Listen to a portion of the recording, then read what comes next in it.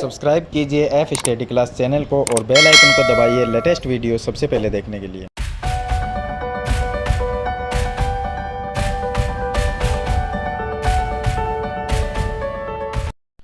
Hello students, आज इस video में हम कक्षा 9 की प्रश्नावली जो 8.1 है उससे पहले जो उदाहरण दिए गए हैं उनका लास्ट उदाहरण है इसका उदाहरण नंबर 6। तो उदाहरण नंबर जो 6 है वो इस वीडियो में हम सरल करेंगे। पीछे वाली वीडियो मैंने आपको उदाहरण नंबर 5 तक बता दिए हैं। इसमें लिखा है कि ABCD एक समांतर चतुर्भुज है। तो ये हमने लिया एक ABCD समांतर चतुर्भुज जिसमें P और Q क्रमशः सम्मुख भुजाओं AB और CD का मध्य बिंदु है। तो AB का मध्य बिंदु है P, तो AB जो है इसका बीच का बिंदु P, यह है P, और CD का मध्य बिंदु है Q, तो इसको हम मानेंगे Q। ये CD का मध्य बिंदु का मतलब आप समझते हैं, ये मध्य बिंदु है, इसका मतलब इधर वाला भाग और इधर वाला भाग बराबर होगा, यानी AP और PB ये बराबर रहते हैं। यदि AQ DP को S पर प्रतिच्छेद करे, AQ देखिए कौन सी लाइन है, AQ ये है AQ, यहाँ तक ये लाइन AQ है, वो DP को, DP देखिए ये है DP लाइन, तो ये तो हो गई AQ और ये हो गई DP। कहाँ पर बिंदु, यहाँ पर प्रतिच्छेद करता है यानी S बिंदु पे, इसको नाम हम देंगे S। ये हो गया S पर प्रतिच्छेद करे, और BQ CP को, ये हो गई देखिए BQ और ये हो गई CP, इसको R पर प्रतिच्छेद करें तो इस पॉइंट को नाम देंगे हम R। ये है R, ये है S। प्रतिच्छेद करें तो दर्शाइए कि, अब हमें सिद्ध क्या करना है, देखिए पहले क्वेश्चन में सिद्ध करना है कि APCQ एक समांतर चतुर्भुज है। अब APCQ कौन सा है, तो देखिए APCQ ये क्या है, एक समांतर चतुर्भुज, इसको हमें सिद्ध करना है। तो समझ गए होंगे आप। देखिए ये हो गया APCQ, तो यानी ये जो एक लाइन ये हो गई, एक ये नीचे वाली ये हो गई, और एक ये हो गई यहाँ से, और दूसरी ये हो गई। तो इसको हमें, जो रेड कलर में मैंने किया है थोड़ा सा, इसको हमें समांतर चतुर्भुज सिद्ध करना है। इसको समांतर चतुर्भुज सिद्ध करने के लिए मैं अगर इस लाइन को और इस लाइन को समांतर भी दिखा दूं और बराबर भी दिखा दूं तो ये एक समांतर चतुर्भुज सिद्ध हो जाए, यानी सम्मुख भुजा जो है ये समांतर और बराबर हो जाए तो क्या है, हम ये कह सकते हैं कि APCQ एक समांतर चतुर्भुज है। तो सबसे पहले हमें क्या दिया गया है वो लिख लेते हैं। हमें दिया है कि ABCD क्या है, एक समांतर चतुर्भुज, ABCD एक समांतर चतुर्भुज है, समांतर चतुर्भुज है। और समांतर चतुर्भुज में खास बात क्या होती है कि भुजाएं समांतर और बराबर होती है। तो हम लिख सकते हैं कि AB भुजाएं नीचे वाली, ये ऊपर वाली CD के समांतर है, तो हम लिख सकते हैं कि AB समांतर है CD, और समांतर भी होती है और बराबर भी होती है, तो हम ये भी लिख सकते हैं कि AB है वो बराबर भी है CD के। दूसरी इधर वाली ये भुजा और ये भुजा ये भी समांतर और बराबर होगी, तो हम लिख सकते हैं AD समांतर है BC के, AD समांतर है BC के, और AD BC के बराबर भी है, AD बराबर भी है BC के, क्योंकि समांतर चतुर्भुज में सम्मुख भुजाएं समांतर और बराबर होती है। तो ये हमने लिख लिया। अब हमें सिद्ध करना है, तो पहला पार्ट ये सिद्ध करना है। सिद्ध में आप ये लिख लीजिए, उत्पत्ति देखिए, उत्पत्ति में पहले हमें APCQ, जो मैंने यहाँ पर APCQ, इसको हमें समांतर सिद्ध करना है, यानी समांतर चतुर्भुज बताना है। तो हम ये ले लेंगे, हम लिखेंगे कि चतुर्भुज, ये चतुर्भुज एक चतुर्भुज APCQ में हमने एक इसको चतुर्भुज मान के लिया है। हमें ये नहीं कहते कि समांतर चतुर्भुज है, हमने ये लिया सिर्फ चतुर्भुज APCQ में। अब इसके भुजाओं को सम्मुख भुजाएं समांतर और बराबर कर देते हैं, तब ये समांतर चतुर्भुज होगा। कैसे करेंगे, देखिए हम ये लिख सकते हैं कि इस भुजा के समांतर इस भुजा को अगर करना है तो पहले ये देखना है कि ये पूरी भुजा जो AB है वो CD के समांतर है। अगर ये पूरी भुजा CD के समांतर है, यानी AB समांतर CD है, तो इसके आधे आधे भाग भी समांतर होंगे, यानी दो बड़ी बड़ी लाइनें जब एक दूसरे के बराबर और समांतर होती है तो उसके छोटे छोटे भाग भी काट दिए जाए तो वो भी समांतर और बराबर ही रहेंगे। तो हम क्या लिखेंगे, हम लिखेंगे कि AB जो है वो CD के समांतर है। हम ये लिख सकते हैं कि AB समांतर है सी डी के, जो कि हमें दिया है। अब ए बी और सी डी समांतर है तो कि ये जो भाग है और ये भाग ये भी क्या है, समांतर होंगे। तो हम लिख सकते हैं कि ए बी पूरी देखिए सी डी के समांतर है, तो इसके छोटे भाग भी समांतर रहेंगे। तो हम लिख सकते हैं कि ए पी जो भाग है वो सी क्यू या क्यू सी के बराबर है, समांतर है।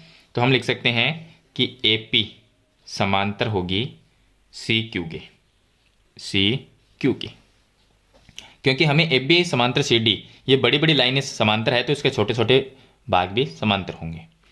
चलिए ये हो गया इसके समांतर, ये हमने कर दिया। इसको नाम दे देंगे समीकरण नंबर 1। अब देखिए इनको हमने समांतर तो कर दिया, अब हम इसको अगर इन दोनों को बराबर और कर दें तो ये समांतर चतुर्भुज कहलाएगा। तो देखिए अब भी ए बी समांतर सी डी क्या था और ए बी सी डी समान बराबर भी है, ये भी हमें दिया गया है। तो हम क्या लिखेंगे कि ए बी, तो ए बी बराबर है सी डी के, ये हम लिख लेंगे क्योंकि ए बी सी डी के समांतर भी और बराबर भी है। तो हमने लिखा ए बी बराबर है सी डी, यानी ये पूरी ए बी भुजा और सी डी भुजा अगर बराबर है तो इसका मैं आधा कर दूं। ए बी का आधा क्या है, ए बी का आधा है ये भाग भी है और ये भी है, हमें जरूरत किसकी, इसकी है, तो ये भाग लिखेंगे क्योंकि पी जो है वो मध्य बिंदु है। पी क्या है, मध्य बिंदु, मध्य बिंदु का मतलब हो गया आधा इधर है आधा इधर है। तो ए बी का आधा कर देता हूं 1/2 अगर ए बी लिखता हूं, या आप ऐसा लिख दीजिए बराबर 1/2 सी डी लिखता हूं मैं। तो ए बी का आधा इधर वाला भाग भी है और इधर वाला, तो हमें इसकी जरूरत है, तो ए पी लिख देंगे, ए पी ये लिख देंगे बराबर सी डी का आधा, ये पूरी सी डी है, इसका आधा ये भाग भी है और ये भी है, तो हमें इसकी जरूरत है, तो हम सी क्यू लिख देंगे, सी क्यू। इसको नाम दे देंगे समीकरण नंबर 2। अब हम कह सकते हैं कि देखिए ए पी सी क्यू, ये ए पी और ये सी क्यू समांतर है और ए पी बराबर सी क्यू है, यानी ये दोनों जो भुजाएं हैं वो समांतर और बराबर है। तो जिस चतुर्भुज में हम एक किसी यानी कि सममुख भुजा को बराबर भी सिद्ध कर देते हैं और समांतर भी कर देते हैं, तो वो कहलाता है समांतर चतुर्भुज। तो हम लिख सकते हैं समीकरण 1 और 2 से, यहां पर हम लिखेंगे समीकरण 1 व 2 से क्या हुआ कि ये क्या नाम है इसका, A P C Q, A P C Q एक समांतर चतुर्भुज है, समांतर चतुर्भुज है। तो इस तरह से आपको ये इसको समांतर चतुर्भुज सिद्ध करना है। चलिए इसके बाद में इसका सेकंड क्वेश्चन, सेकंड क्वेश्चन में देखिए हमें दिया गया डी पी बी क्यू एक समांतर चतुर्भुज। अब डी पी बी क्यू कौन सा है इसमें वो देखते हैं। तो इसकी आकृति ले लेते हैं हम, ये है देखिए डी पी बी क्यू, ये है इस तरह से, ये जो बना हुआ है ये है समांतर चतुर्भुज, इसको हमें सिद्ध करना है। तो यहाँ पर है पी बी और क्यू डी, ये हो गया डी पी बी क्यू, इसको समांतर चतुर्भुज सिद्ध करना है। तो देखिए इस लाइन को अगर मैं थोड़ा सा इधर बढ़ा दूं तो यहाँ पर क्या है ए, तो ये ए बी लाइन है, और ये जो लाइन है इसको यहाँ इस साइड में बढ़ा दिया जाए तो यहाँ पर क्या है सी, ये है सी डी और ये है ए बी लाइन, इसी पे तो बना हुआ है ये।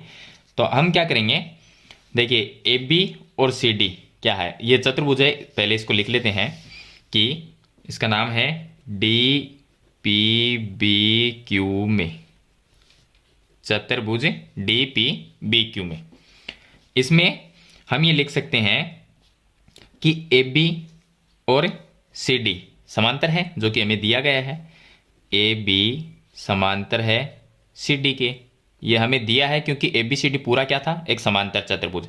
और ए बी के ऊपर ये पी बी है ए बी लाइन पे, और सी डी है इसी के ऊपर ये डी क्यू है। तो अगर ए बी पूरी सी डी के अगर समांतर है तो इसके आधे आधे भाग भी क्या हो गए, समांतर हो गए, यानी हम इसको इसके समांतर लिख सकते हैं। तो हम लिख सकते हैं पी बी और क्यू डी ये समांतर है, तो हम लिख सकते हैं पी बी, तो पी बी समांतर होगी क्यू डी के, क्यू डी, इसको नाम दे देंगे समीकरण नंबर 1, जैसा हमने क्वेश्चन नंबर 1 में किया था सेम वैसे ही। और हम ये भी लिख सकते हैं कि ए बी बराबर है सी डी के, क्योंकि समांतर है तो वो बराबर भी होती है। तो यहां पर हम लिखेंगे कि ए बी बराबर है सी डी के। अगर मैं ए बी का आधा कर दूं 1/2 ए बी लिख दें और इसका भी आधा कर दें 1/2 सी डी लिख दें। ए बी और सी डी का आधा का मतलब क्या है, ए बी का आधा इधर वाला भाग भी है और इधर वाला, लेकिन हमें इसकी ज़रूरत है तो हम लिख सकते हैं पी बी, इसकी जगह लिखेंगे पी बी। और दूसरा सी डी का आधा क्या है, सी डी पूरी है, इसका आधा ये भी है और ये भी है, तो इसकी ज़रूरत है तो हम लिख सकते हैं क्यू डी, तो इसकी जगह हम लिखेंगे क्यू डी। इसको नाम दे देंगे समीकरण नंबर 1 और 2। ये हो गया समीकरण नंबर 2। 1 और 2 से ये देखिए पी बी समांतर है और पी बी क्यू डी के बराबर भी है, यानी हम कह सकते हैं कि ये जो भुजा है ये इसके समांतर भी है और ये दोनों बराबर भी है, तो ये क्या कहलाएगा, कि समांतर चतुर्भुज। तो इसलिए डी पी बी क्यू समांतर चतुर्भुज है, समांतर चतुर्भुज है। तो ये इसका आंसर लिख देंगे। चलिए अब देखिए क्वेश्चन नंबर इसका 3 नंबर जो क्वेश्चन है उसमें हमें पी एस क्यू आर एक समांतर चतुर्भुज सिद्ध करना है। पी देखिए कौन सा है, ये बीच वाला जो बन रहा है इस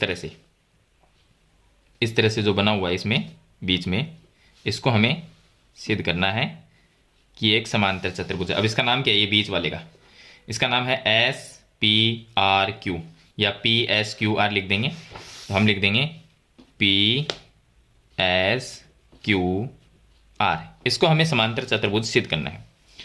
तो देखा जाए तो इसको हम समांतर चतुर्भुज सिद्ध करेंगे तो पहले नाम लिखेंगे कि चतुर्भुज पी एस क्यू आर में, पी एस क्यू आर में।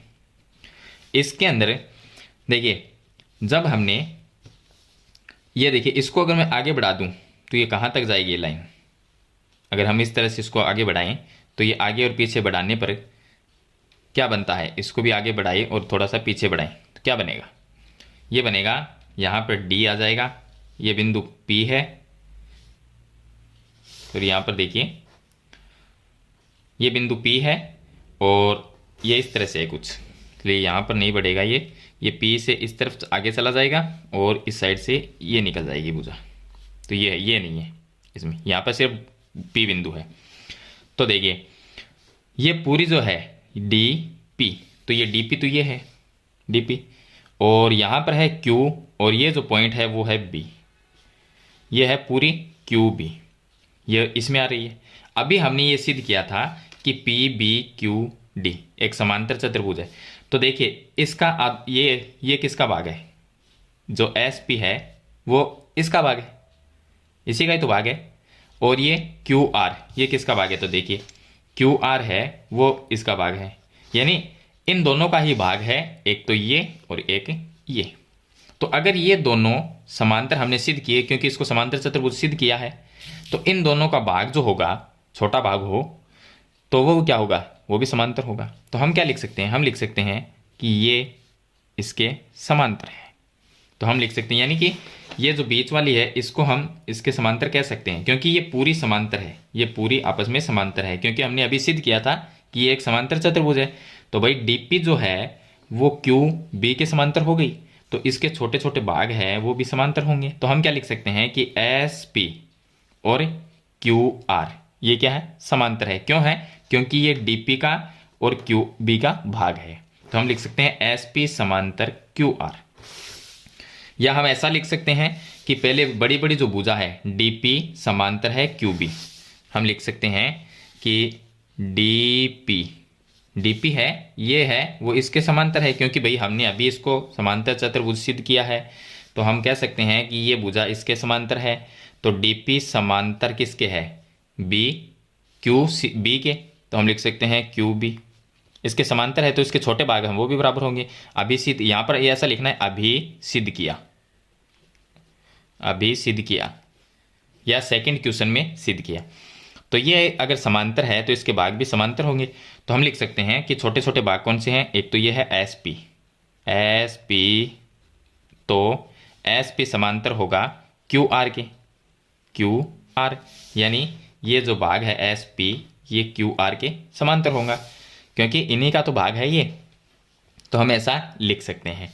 चलिए दूसरा देखिए, इसको इसके हम सिद्ध कर दें, यानी ये भुजा और ये भुजा समांतर कर दें। ये कितनी, यहाँ से लेके यहाँ तक सिर्फ, और यहाँ से लेके यहाँ तक इसको भी समांतर करते हैं। कैसे होगी? ये पूरी देखिए जो बड़ी बड़ी है वो समांतर है। क्यों है? क्योंकि ये भी हमने सिद्ध किया था क्वेश्चन नंबर 1 में। क्वेश्चन नंबर 1 में तो हम लिख सकते हैं कि ए क्यू समांतर है पी सी के, जो क्वेश्चन नंबर 1 में हमने सिद्ध किया था। तो हम लिख सकते हैं कि ए क्यू समांतर किसके हैं? देखिए ए क्यू समांतर है पी सी, ये हो गई पी सी, क्वेश्चन नंबर 1 में सिद्ध किया। या ये ऐसा लिख दीजिए, इसका क्या है? हाँ 1 नंबर है, 1 में सिद्ध किया। या आप ऐसा लिख सकते हैं, इस चतुर्भुज को इसका नाम लिख सकते हो जो हमने क्वेश्चन नंबर 1 में किया था। ए पी सी क्यू एक समांतर चतुर्भुज है, तो इसकी भुजा है वो समांतर है। चलिए अगर ये पूरी बड़ी बड़ी समांतर है, ये इसके समांतर है, तो इसके छोटे छोटे भाग भी क्या होंगे? समांतर होंगे। तो हम लिख सकते हैं ये भाग इसके समांतर है, तो एस क्यू समांतर है पी आर। हम लिख सकते हैं एस क्यू समांतर है पी आर, इसलिए ये क्या होंगे? समांतर। तो अब देखिए हम समीकरण नंबर 1 नाम दे दें और इसको समीकरण नंबर 2 नाम दे दें। तो समीकरण 1 और 2 से आपने क्या देखा कि हम फिर से एक बार चित्र बना के आपको दिखा देते हैं।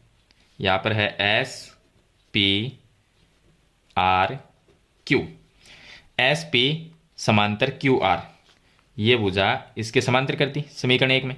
समीकरण 2 के अंदर जो एस क्यू है ये हमने इस पी आर के समांतर कर दी। तो सम्मुख भुजाएं समांतर, तो क्या कहलाएगा? समांतर चतुर्भुज। अतः हम कह सकते हैं कि पी एस क्यू आर क्या है? एक समांतर चतुर्भुज है, समांतर चतुर्भुज है।